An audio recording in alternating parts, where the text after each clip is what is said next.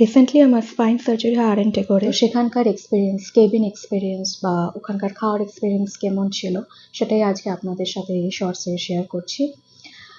রুমটা বেশ বড় ছিল, যেহেতু কেবিন নিয়েছিলাম। রাখার অনেক স্পেস দিয়েছিল, মানে ওয়ার্ড্রোব দিয়েছিল, অন্যান্য ড্রয়ার্স দিয়েছিল, প্রচুর জিনিস রাখার জায়গা ছিল।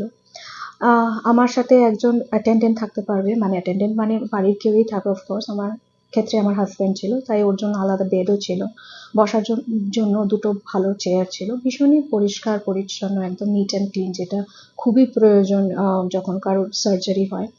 আর বেশ বড় একটা বাথরুম ছিল, একদম একদম নিট অ্যান্ড ক্লিন। কোনো অসুবিধা হয়নি আমার অ্যাকচুয়ালি স্টেতে। আর খাবার দাবারও একদম পারফেক্ট, মানে প্রতি সময় নিউট্রিশনিস্টরা প্রতি বেলায় এসে এসে পরিমিত আহার যাকে বলে সেটাই দিয়ে যাচ্ছিল আর কি। হ্যাঁ, আমি সবকটা আপনাদের সাথে শেয়ার করতে পারিনি, কারণ যখন ব্যথা বেড়ে যেত আমি সব ফটো বা ভিডিও আমি তুলতে পারতাম না। তো যেটুকু আমার আমি পেরেছিলাম, আর যবে থেকে আমার সলিড ফুড স্টার্ট হয়েছিল, তো সেই কয়টারই আপনাদের সাথে ভিডিও শেয়ার করলাম। খাবারগুলোর মানে গুণগত মান খুবই ভালো ছিল।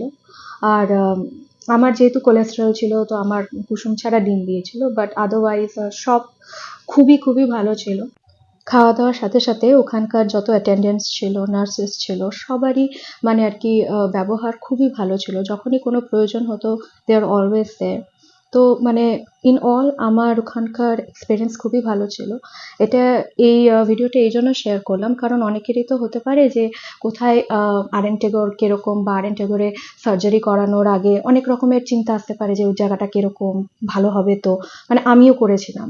তো দ্যাটস ওয়াই কেউ যদি পরবর্তীতে আরএনটেগরে সার্জারি করাতে চান, তো আমি বলবো ওখানকার গুণগত মান এবং ওখানকার পরিষেবা খুবই ভালো, আপনারা নিঃসন্দেহে যেতে পারেন।